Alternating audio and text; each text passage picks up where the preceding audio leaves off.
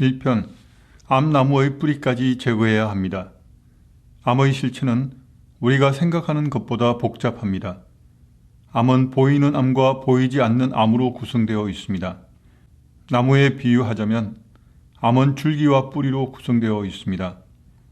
현대의학은 암이라는 나무의 줄기에만 집중하기 때문에 뿌리에서 발생하는 재발을 막기 어렵습니다.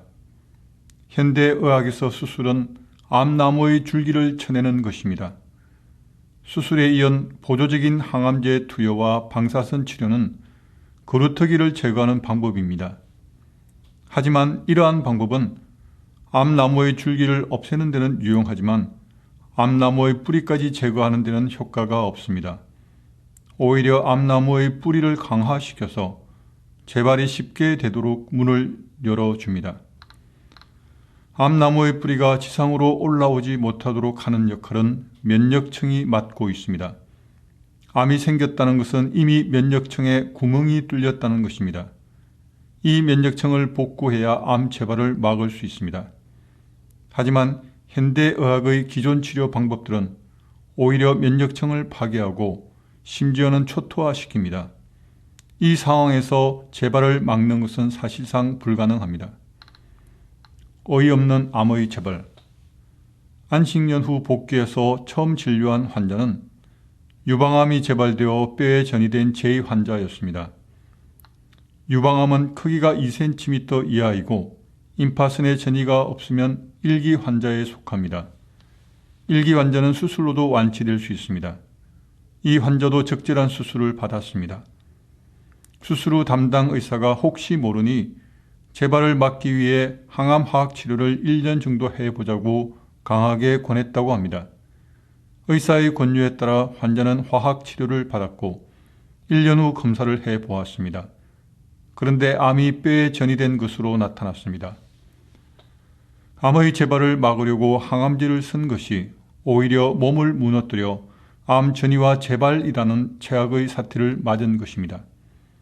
항암제는 몸 안의 암세포를 제거하는 치료이지 암의 재발을 막는 치료가 아닙니다. 암의 재발을 막는 것은 몸 안의 면역층이 하는 일이지 항암제가 하는 일이 아닙니다. 수술이나 항암제가 처리하지 못하는 미세전이암은 몸의 면역력이 없애주는 것입니다. 암을 제거하는 일은 의사가 할 수 있지만 몸의 면역력을 키워 암이 재발되지 않게 하는 일은 환자가 하는 것입니다. 저는 어떻게 이럴 수가 있냐고 절규하는 이 환자를 안타깝게 바라보았습니다.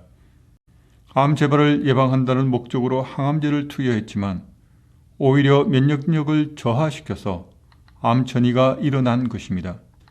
정말 어이없는 경험이었습니다. 암의 재발을 막기 위한 중요한 원리가 있습니다. 재발을 막는 것은 항암제도 아니고 의사도 아닙니다. 바로 우리 몸이 가진 정교한 면역 시스템입니다.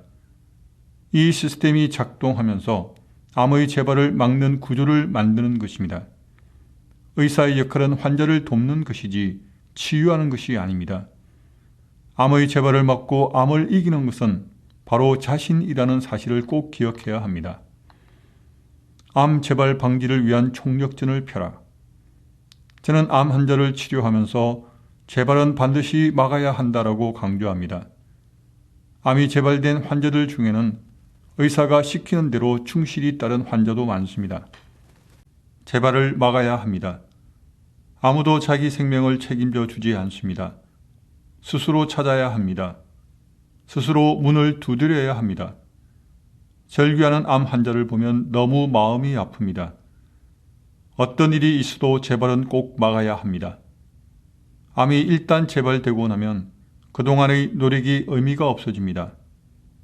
직장에서 해고된 직원은 인생에서 아웃되었다는 상실감에 고통스러워합니다. 마찬가지로 암 환자에게 재발은 인생에서의 아웃을 의미합니다.